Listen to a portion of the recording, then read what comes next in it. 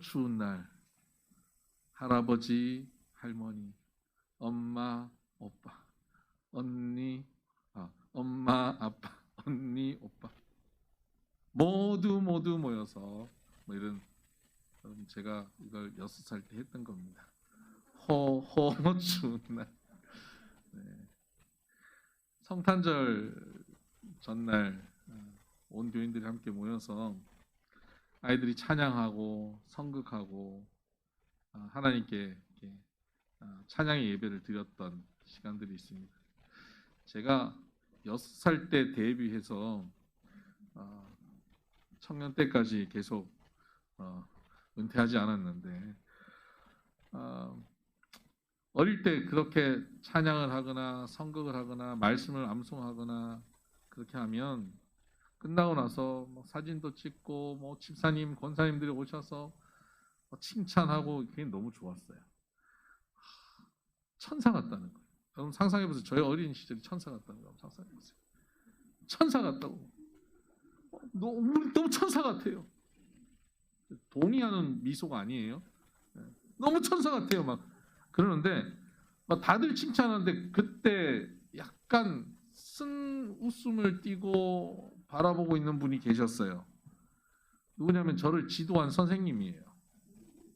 다 천사 같다는데 늘 항상 지도해 하셨던 선생님, 성가대 지휘자 이런 분들은 네 이랬어요. 왜 그런가 했는데 제가 나중에 교회학교 선생님이 되고 아이들을 지도해서 성극을 시키고 찬양을 시키다 보니까 학부모님들이 끝나고 또 집사님, 권사님 끝나고 천사 같아요 할 때 전적으로 동의를 못 하겠더라고요. 왜냐하면 그 연습 과정이 너무 힘들어요. 아이들은 아무 생각 없이 나오는 겁니다. 약속 시간도 지키지 않고 한 주는 얘가 빠지고 한 주는 제가 빠지고 그러니까 진도 나갈 수도 없고 왜 오라는 거 왜 오지도 않고 와서는 지들끼리 만나 노는데 정신없고 간식에만 관심이 있고 얼마나 그러면 사랑의 주님 안식 주리라 뭐 이 찬양이 있잖아요. 사랑의 주님 간식 주리라 이렇게 가사를 바꿔서 불렀던 게 접니다. 아이들이 그렇게 간식에만 관심 있고 전혀 찬양에 예배를 위해서 하나님 영광을 위해서 예수님이 우리를 구원하여 주신 거에 대한 그런 감사는 전혀 없고 그냥 와가지고 그냥 오는 거예요.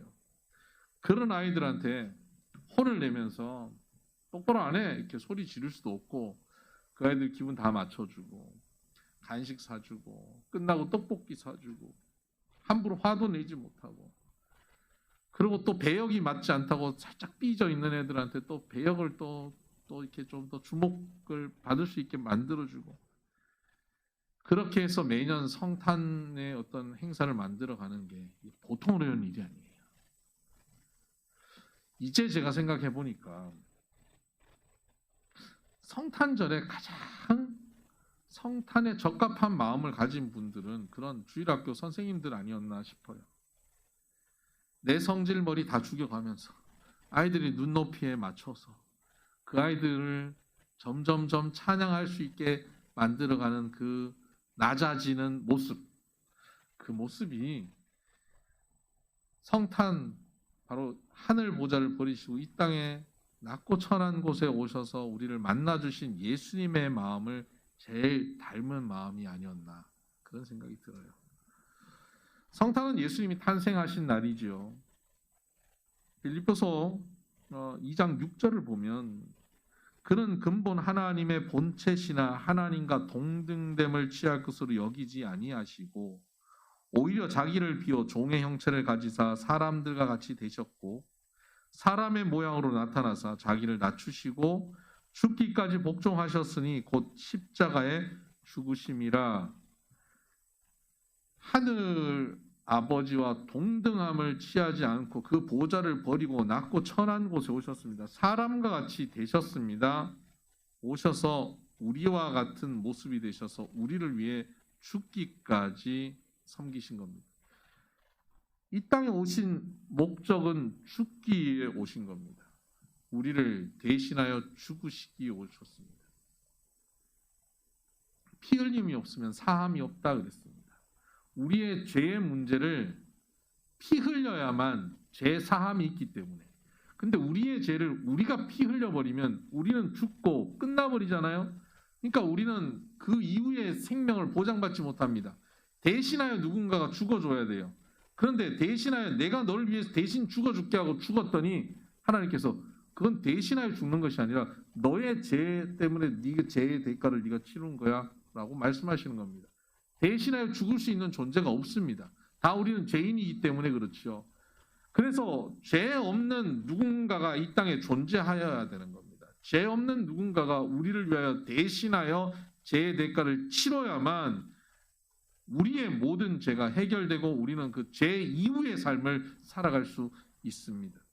그래서 예수님께서는 그 죄의 대가를 치르시기 위해 하늘 보좌를 버리고 낮고 철한 곳으로 우리의 차원으로 내려오셨습니다. 이것이 바로 예수님께서 성육신하셨다라고 하는 이 말씀입니다. 성육신하셨다. 성탄은 바로 성육신하신 예수님의 사건인 겁니다. 어떤 아빠가 딸과 함께 산책을 하고 있었습니다. 그러다가 이 부주의한 아빠였나 봐요. 이 아빠가 가다가 개미가 이렇게 탑을 쌓아놓은 것을 잘 모르고 발로 툭 차버렸어요. 탑이 무너진 거예요. 개미가 막 흩어져 나오는 거예요. 그랬더니 이 어린 딸이 개미가 너무 불쌍하다는 거예요. 아빠는 자기가 마치 큰 범죄를 저지른 존재가 되지 않았습니까? 딸 앞에서. 그래서 아니라고 내가 이거 탑 다시 쌓아주면 된다고 그러고 탑을 막 쌓아주려고 뭐 큰 손으로 이렇게 막 모으니까 개미가 더 놀라는 거예요. 그래서 개미가 거기서부터 다 탈출하기 시작하는 거예요. 그래서 딸이 막 답답해갖고 개미야 저리 가, 저쪽으로 가, 조금만 기다려, 아빠가 지금 탑을 다시 만들어 준다 그랬어, 우리 아빠 나쁜 사람이 아니야, 뭐 이렇게 막. 그런데 개미가 계속 딴 데로 가니까 딸이 답답해가지고 아빠 내가 아무리 말해도 개미가 듣질 않아, 알아듣지를 못해. 어떻게 하면 좋지? 어떻게 하면 좋을까? 내가 개미가 되면 말해줄 수 있을 텐데. 그랬다는 거예요. 이 빌리그레함 목사님의 일화에. 여러분, 개미가 되면 개미와 같이 소통할 수 있죠. 근데 그걸 될 수가 없는 것이 우리 인간들이죠. 근데 하나님께서는 어떠시겠습니까? 하나님께서는 인생의 탑을 무너뜨리고 절망 가운데 살고 있는 우리들, 죄 가운데 무너져서 죄를 향하여 죽음을 향해 달려가고 있는 우리들을 살려주시기 위해서, 구원시키시기 위해서 말씀하여 주시는데 알아듣지를 못하는 거예요. 아무리 말씀하고 돌아오라 구약의 수많은 선지자들을 통해서 말씀하시는데 알아듣지를 못하는 겁니다. 하나님께서 결국 하나님이 사람이 되신 겁니다. 독생자 예수 그리스도께서 우리에게 오셔서 사람이 되셨어요. 그리고 우리에게 말씀하시고 우리를 대신하여 십자가를 지신 겁니다.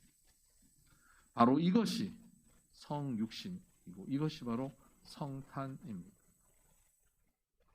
이 성탄이 이런 의미임을 우리가 분명히 깨닫고 성탄을 맞이해야 합니다. 그런데 이 성탄절날 이것을 깨닫는 하나님의 백성들은 어떤 삶을 살아야 될까요?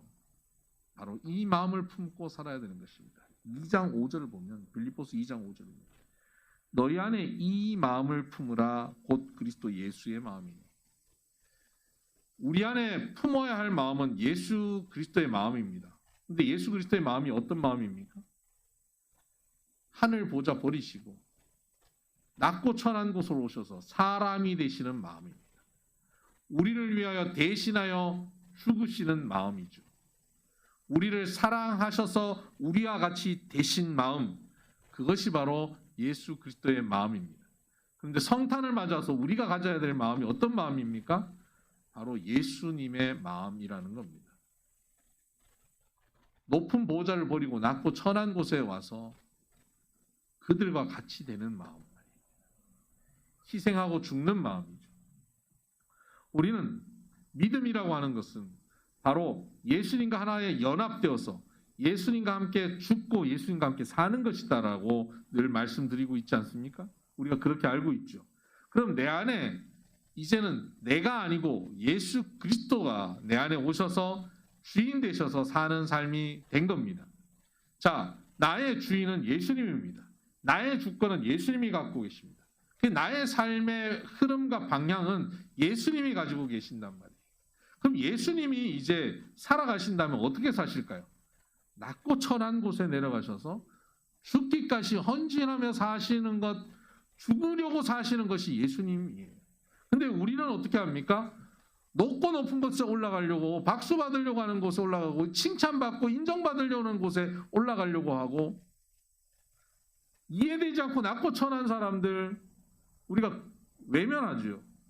그리고는 그곳에서 죽기보다는 내가 계속 존중받기를 원하는 거예요. 높임받기를 원하는 거예요. 이것이 죄인된 우리들의 모습이고요. 이런 우리들이 예수님을 만나 예수님을 믿고 예수님이 내 안에서 나의 삶의 주관자 되시면 이제는 예수님이 원하시는 삶을 살게 되는 것이죠. 그런 삶은 어떤 삶입니까? 이 마음을 품는 삶입니다. 예수 그리스도의 마음을 품고 사는 모습이죠. 예수 그리스도의 마음을 품으면 어떻게 되죠? 하늘 보자 버리고 낮고 천한 곳에 가야 돼. 우리 보고 예수님 마음 품었으니까 너 개미가 되라 이렇게 말씀하지는 않아요. 너 집에서 키우는 개, 강아지가 되어서 강아지의 마음을 이해해라. 고양이의 마음을 이해해라. 그렇게 말씀하지 않아요. 우리에게도 사람이 되라고 말씀하십니다. 8절을 보니까 7절 하반절을 보면 종의 형체를 가지다 사람들과 같이 되셨고 사람의 모양으로 나타나사 이렇게 사람의 형상을 가지고 사람의 모습이 되는 겁니다. 사람처럼 되시는 거예요. 오늘 예수 그리스도의 마음을 가진 우리들은 뭐가 되는 겁니까? 사람이 되는 겁니다. 야, 인간이 되라 인간이 그런 의미가 아니라 역지사지 상대방이 되라는 겁니다. 상대방의 입장에 서 보라는 겁니다. 모든 사람들이 쉽게 그냥 자연스럽게 자라다 보면 남을 쉽게 판단하고 평가합니다. 여러분 어린아이들도 자라면 누가 가르쳐주지 않았는데 얼마나 쉽게 판단하고 평가하는지 몰라요. 재판관이 되는 것이죠. 자기 인생에 자기가 주인이 되면 모든 대상들을 판단할 줄 압니다. 여러분 판단하는 것은 능력이 아니에요. 판단은 자연스러운 현상이에요. 죄의 결과입니다. 여러분 우리가 누군가를 쉽게 판단하는 능력이 있다면 그것은 죄의 결과예요. 우리는 다른 사람을 판단하고 지적하죠. 그러면서 그 사람의 잘못을 두드러지게 보이면서 내가 상대적으로 그렇지 않는 존재인 것처럼 보이기를 원하는 겁니다. 그런데 성경은 우리에게 재판관이 되라고 말씀하지 않는 겁니다. 상대방이 되라고 말씀하시는 겁니다. 사람이 되라. 상대의 입장에 서라는 겁니다. 그 사람이 그 순간에 그렇게 말하고 그렇게 행동했던 것 문제가 있죠. 그러나 그 사람이 그렇게 말할 수밖에 없었던 그 사람의 상황을, 그 사람의 마음을, 그 사람의 감정을, 그 사람의 한계를 공감해 주라는 겁니다.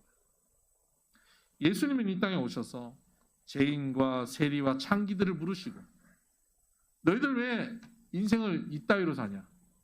한 번밖에 없는 인생을 왜 이렇게 허무하게 사냐? 너 다시 이렇게 살지 마. 너 다시 이렇게 살면 내가 너희들 관두지 않겠어? 라고 말씀하지 않았습니다. 예수님은 세리와 창기와 죄인들을 만나셔서 함께 먹고 마시셨습니다. 얼마나 그 모습이 친밀해 보였으면 사람들이 죄인과 세리와 창기와 함께 먹고 마신다고 예수님을 비난하였습니다. 죄인의 친구가 되었다고, 세리의 친구가 되었다고 사람들은 예수님을 비난할 정도로 예수님은 그들과 친하게 지내셨습니다. 왜 예수님은 그들의 죄를 책망하지 않으셨습니까? 그들의 죄가 문제가 없기 때문입니까? 그들의 행위가 예수님 보실 때 괜찮다고 생각하셨기 때문입니까? 아니에요. 예수님은 그들의 행위를 지금 문제 삼고 있지는 않으세요. 왜냐하면 그들은 어둠 속에 살고 있었기 때문에 그들의 삶의 결과가 그 행위가 그렇게 나타날 수밖에 없는 것이죠. 사실 우리는 죄라고 하면 우리의 행함을 죄라고 생각하지만 하나님의 관점에서의 죄는 하나님을 떠나 있는 우리의 모습이 다 죄입니다. 하나님을 떠난 삶이 죄고 하나님 밖에 있는 그 죄된 삶을 살다 보면 삶의 행위의 결과는 다 죄의 열매일 뿐입니다. 그러므로 우리가 행함으로 죄가 있다라고 하는 그 죄가 하나님 관점에서는 죄의 열매이죠. 죄는 뭡니까? 우리의 실존이 죄예요. 하나님을 떠나 있는 실존. 하나님을 빛이라고 하면 빛을 떠나 있는 어둠의 실존이 죄인 겁니다. 어둠 속에 살고 있는 우리의 삶의 모두가 죄의 결과를 만들어내는 것입니다. 세리와 창기와 죄인들, 그들의 지금 행함의 문제 이전에 그들은 하나님을 떠나 있는 삶, 하나님과 교제하고 있지 못하는 삶, 그것이 문제였던 것이죠. 그러니까 그들의 문제를 근본적으로 해결하는 건 뭡니까? 하나님을 만나는 것입니다. 그래서 예수님은 그들을 만나 주신 겁니다. 예수님이 누구시죠? 예수님은 세상의 빛이라고 오셨습니다. 빛이 세상에 오셨다라고 말씀하죠. 빛이 오셨기 때문에 어둠은 어떻게 되죠? 사라지는 겁니다. 빛을 만나면 죄인들의 어둠이 사라져서 그 죄인들이 빛의 자녀로 변하게 됩니다. 그럼 자연스럽게 행동이 변화되죠. 세리장 삭개오가 예수님을 만났습니다. 어둠 속에 살았던 사람이고 그 어둠 속에서 온갖 잘못된 행위를 했던 사람입니다. 그런데 빛된 예수님을 만났습니다. 어둠 가운데 있던 그에게 빛이 비칩니다. 어둠이 사라집니다. 빛이 나타납니다. 빛이 나타나니까 자기의 연약함, 자기의 잘못된 과거의 모습을 돌아보게 됩니다. 회개합니다. 돌이킵니다. 자기의 잘못된 것을 고치기 시작합니다. 예수님께서 그거 고치라고 말씀한 게 아닙니다. 자기의 잘못된 모습을 빛된 예수님을 만났더니 자연스럽게 보게 된 것입니다. 이것이 바로 빛 앞에서는 어둠인 우리들의 모습인 겁니다. 예수님은 성육신 하셔서 우리 가운데 오셨습니다. 그리고 성육신 하셔서 오신 예수님께서 오늘 우리에게 빛을 보여주시고 어둠 속에 있던 우리들이 빛의 자녀로 서게 된 것입니다. 예수님을 만나면 만날수록 어둠인 우리들은 빛을 알게 되고 빛의 자리로 한 걸음씩 나아가게 됩니다. 무엇을 수정할 것인지, 무엇을 바꿀 것인지 구체적으로 말하지 않아도 빛을 받고 나면 우리가 알게 되죠. 선한 양심으로, 신한 양심으로 우리는 알게 되면서 그 빛의 걸음으로 나가게 되는 것입니다. 이제 성탄을 맞아서 빛의 자녀된 우리들이 이제 예수님과 같이 이 세상의 빛으로 나가야 합니다. 너희는 세상의 빛이라고 주님께서 우리에게 말씀하셨습니다. 산 위에 있는 동네가 숨기지 못할 것이라고 말씀하셨죠. 그리고는 이렇게 말씀하시죠. 너희의 착한 행실을 보고 그들이 하나님께 영광을, 아버지께 영광을 돌리게 하라고 말씀하십니다. 우리는 빛의 자녀로 세상 가운데 가서 세상에 그 빛을 조명하여 주어야 합니다. 그러므로 우리는 예수님이 높은 곳에서 낮은 곳에 오신 것처럼 우리도 그렇게 나아가야 빛으로 나아갈 수 있는 자들입니다. 여기서 낮은 자리로 내려간다고 해서 가난하고 어렵고 소외된 사람들만을 의미하지는 않습니다. 물론 그들에게 나아가는 것 중요하고 필요하고 당연히 해야 할 일입니다. 그런데 우리가 낮은 자리로 간다고 할 때 그런 사람들만 생각하면 큰일입니다. 오산입니다. 낮은 자리라고 하는 것, 그것은 나와 생각이 다른 사람, 내가 틀렸다고 생각하는 사람, 함부로 판단하게 되는 상대방의 자리도 낮은 자리입니다. 쉽게 말하면 내가 잔소리하고 싶은 대사, 내가 큰 소리 치고 싶은 대사, 그 사람의 입장으로 내려갈 수 있는 것, 그것이 바로 성육신입니다. 예수님과 죽고 예수님과 함께 사는 우리들이 살아가는 삶의 모습은 나와는 생각이 좀 다르고 입장이 다르고 왜 저렇게 하지? 이해가 안 된다 라고 생각하는 그 사람의 입장으로 내가 다가가 주는 것, 이것이 성육신이라는 겁니다. 빌립보서에는 바울이 빌립보서 교인들을 권면하고 있는데 빌립보서 교회가 바울의 사역에 일평생 큰 도움을 준 교회입니다. 얼마나 적극적으로 바울을 도왔는지 몰라요. 고린도 교회는 바울 사역에 크게 도움을 주지 못했습니다. 그래서 고린도 교회에서는 바울이 아르바이트하면서 자비랑 선교를 할 수밖에 없었고요. 그 외에 바울의 사역에 있어서 재정적인 가장 큰 도움은 빌립보 교회가 도왔습니다. 에베소 교회가 도왔고요. 이 빌립보 교회에 그 루디아라고 하는 여인이 있죠. 루디아, 처음 예수님을 믿고 그 자기 집을 교회로 내어놓고 빌립보 교회가 세워졌잖아요. 이 루디아가 그 출신이 루디아 성이기 때문에 루디아라고 부르는데 사실 이 사람의 이름이 아마 유오디아가 아닌가라고 예상하고 있고요. 빌립보서를 보면 유오디아라고 하는 여인이 나오죠. 그리고 순두개라고 하는 여인이 나옵니다. 순두부 아니고요. 순두개. 유오디아와 순두개, 유권사, 순권사. 이 두 사람이 교회의 기둥 같은 사람이고 가장 영향력 있는 사람들인데 이 사람들이 서로 싸우는 거예요. 둘이 싸우면 둘과 친한 사람들도 서로 적대적 관계가 돼요. 교회 안에 두 파가 나눠진 거예요. 유파, 순파. 둘이 싸우는 거예요. 바울의 사역에 적극적으로 헌신하는 너무너무 소중하고 너무 아름다운 교회 빌립보 교회가 갈등하는 소식을 듣고 마음이 너무 아픈 겁니다. 그래서 쓴 편지가 빌립보서입니다. 빌립보서를 쓰면서 너희들 가운데 꼭 가져야 될 마음이 뭐냐? 이 마음을 가져라. 그리스도 예수의 마음이다. 사람이 되라. 상대방이 되라. 유오디아야 너는 순두개가 되고 순두개야 너는 유오디아가 되라. 상대방 입장에 서봐라 하는 겁니다. 유오디아나 순두개나 모두 다 참으로 하나님을 사랑하고 주님 몸된 교회를 위해 헌신하는 사람들입니다. 그런데 서로가 안 맞아요. 그런 거 있잖아요. 참 좋은 사람이긴 한데 나하고 스타일이 안 맞는 사람 있죠. 저 사람 좋은 건 알겠는데, 저 사람 하나님 사랑하는 건 알겠는데, 저 사람이 말하면 그냥 기분이 나빠. 그런 사람이 있을 수 있어요. 스타일이 다르니까요. 그런 사람들이 한 교회 안에 있어요. 그런 사람들이 함께 하나님 나라를 이루고 교회를 세워갈 때 어떻게 해야 하는가? 주님의 마음을 품고 함께 걸어가야 되는데 그 모습은 어때야 되냐? 2장 1절 이하에 이렇게 말씀하고 있습니다.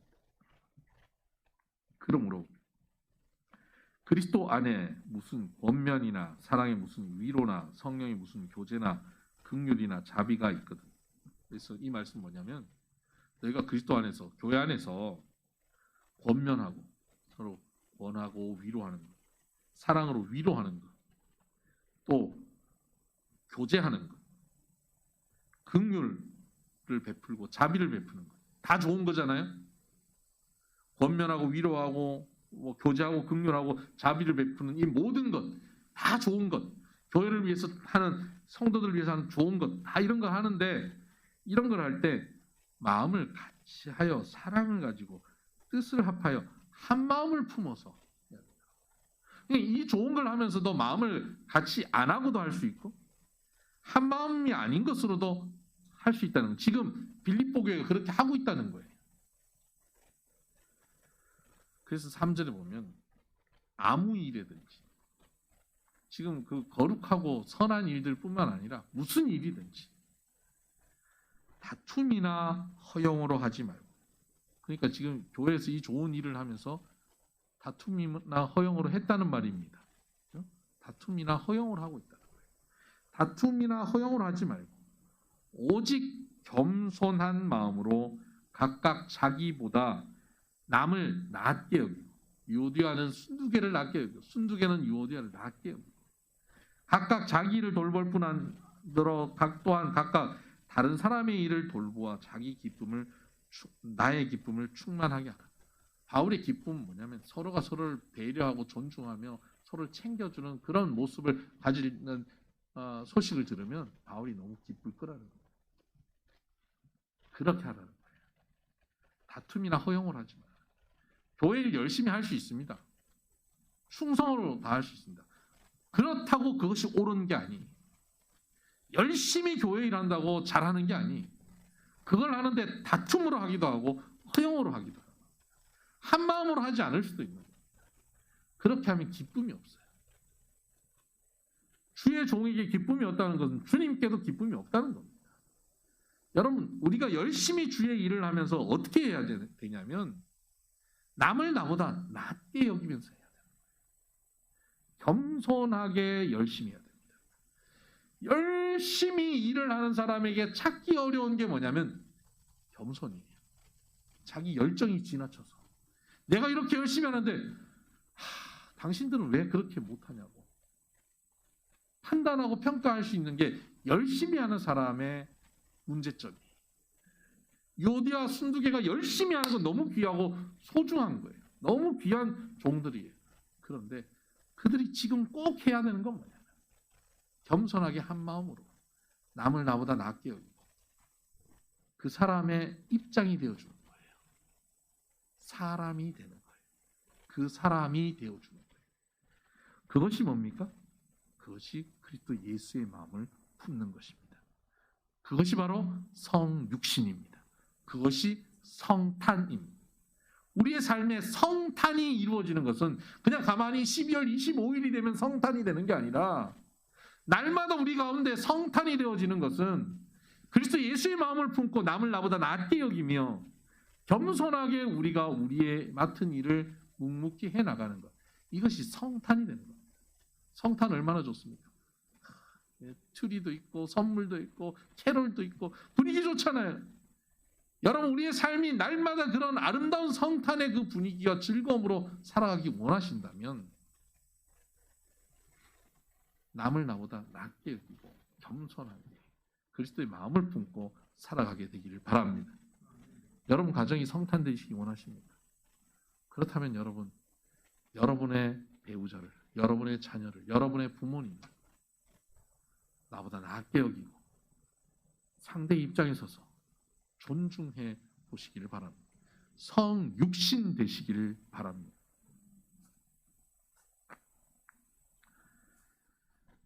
얼마 전 천상 간사를 만나서 얘기를 하는데 참 귀한 고백을 해요. 목사님, 제가 휠체어를 타고 다니면서 깨달은 게 있어요. 배운 게 있어요. 뭘 배웠니?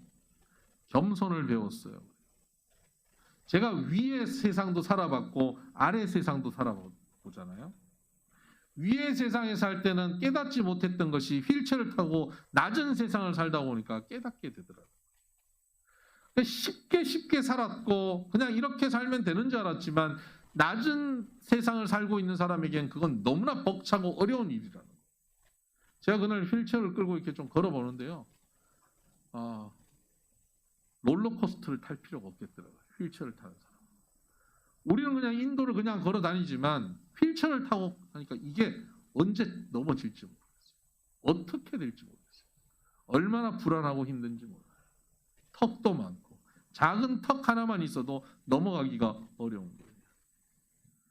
우리에게는 쉽고 우리에게는 당연한 거지만 상대방에게는 그것이 굉장히 어렵고 불편하고 힘들 수도 있는 겁니다. 왜 이게 안 돼? 왜 이렇게 좀 하면 안 돼? 왜 이게 이렇게 하기 어려워? 난 저 사람이 이해가 안 돼. 우리는 그렇게 쉽게 이야기하지만 그 사람의 입장에서는 그건 도저히 안 될 수밖에 없는 일이에요. 받아들여지지 않고 이해되지 않고 할 수 없는 일일 수도 있어요. 여러 번 얘기하고 10번, 20번을 반복해서 이야기해주고 잔소리를 해도 안 고쳐질 수 있는 사람일 수 있는 거예요. 아니, 사람이 어떻게 그럴 수가 있어요? 사람이 그럴 수가 있습니다. 사람이 그럴 수 있으니까 하나님이 사람이 되셨죠. 말해서 고쳐지면 안 내려오셔도 되지 않았을까요? 말해서 되는 게 아니에요. 우리와 같이 되셔야 되는 거예요. 낮아지신 거예요. 성육신 되신 겁니다. 이 마음으로 우리는 성탄을 만들어가게 되기를 주의 이름으로 축복합니다. 여러분의 가정이, 여러분의 삶의 자리가, 우리 교회가 날마다 이 성탄을 이루고 살기를 원합니다. 9장 9절 11절을 보면 이러므로 하나님이 그를 지극히 높여 모든 이름 위에 뛰어난 이름을 주사 하늘에 있는 자들과 땅에 있는 자들과 땅 아래에 있는 자들로 모든 무릎을 예수의 이름에 꿇게 하시고 모든 입으로 예수 그리스도를 주라 시인하여 하나님 아버지께 영광을 돌리게 하셨느니라. 이렇게 예수 그리스도와 함께 죽고 예수 그리스도와 함께 살아라 이렇게 말씀을 나누면 교인들은 항상 억울해요. 왜 나만 죽어야 돼요? 나만 이렇게 억울해야 돼요? 왜 나만 상대방 입장이 되고 나만 남을 낮게 여겨야 돼요? 이렇게 억울해해요. 여러분 그렇게 낮아지면 어떻게 하신다고요? 하나님께서 지극히 높여주십니다. 내가 나를 스스로 높이려 하지 않아도 돼요. 내가 나를 인정받으려고 나를 스스로 칭찬하려고 하지 않아도 돼요.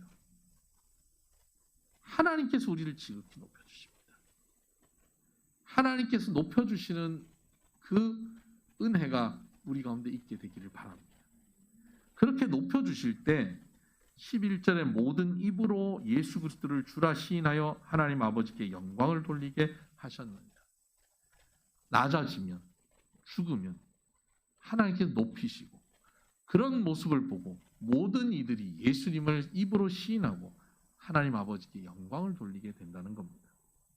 여러분, 오늘 우리가 예수 그리스도의 마음을 품고 낮아지고 상대방 입장이 되고 배려하고 공감해주고 존중해주기 시작하면 그러면 우리의 모습을 보고 빛된 우리의 모습을 보고 예수 그리스도의 마음을 갖고 사는 우리의 모습을 보고 세상의 많은 사람들이 예수 그리스도를 입으로 시인하고 아버지께 영광을 돌리게 되는 것이죠. 이게 마태복음 산상수훈에서 표현하면 너희 착한 행실을 보고 아버지께 영광을 돌리게 하라 하는 겁니다.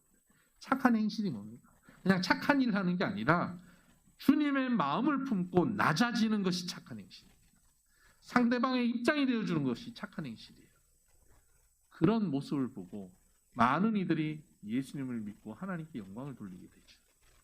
오늘 한국 사회는 기독교인 인구가 급감하고 있습니다. 교회가 줄어가고 있습니다. 왜 이럴까요? 우리가 전도를 못해서 그럴까요? 세상이 악해서 그럴까요? 전도의 방법이 좀 문제가 있어서, 전도지가 좀 문제가 있어서? 아니, 세상이 악해서가 아니에요. 전도 방법의 문제가 아니에요. 전도지가 불량해서가 아니에요. 믿는 성도들이 예수의 마음을 품지 않아서 그렇습니다. 우리가 교회를 다니고 예수님을 믿는다고 하면서도 내 입장만 생각하고 내 생각만 하고 나 받은 상처, 내가 원하는 기도의 제목, 나의 요구, 나의 헌신만을 생각하는 거예요. 그러다 보니까 우리의 모습 속에서 성육신된 모습이 없는 겁니다. 우리의 모습 속에서 예수의 모습을 찾아볼 길이 없는 거예요. 그러니 세상 사람들이 우리를 보며 예수님을 만날 수가 없는 겁니다. 전도가 안 되는 거죠. 점점 기독교인들은 사라져 가는 겁니다. 한국교회가 다시 부흥할 수 있는 길이 무엇입니까? 우리가 예수 그리스도의 마음을 품고 남을 나보다 낫게 여기는 삶을 살기 시작하는 것입니다. 우리가 성육신되고 우리의 삶에 성탄을 이루는 것입니다. 그것이 전도입니다. 그것이 이 땅을 살아가고 있는 우리들이 살아야 될 길입니다. 이제 성탄을 앞두고 다시 한번 주님의 마음을 묵상하고 주님의 마음을 품고 성육신하여 살 수 있는 저와 여러분 되기를 주님의 이름으로 부탁드립니다. 기도하십시다.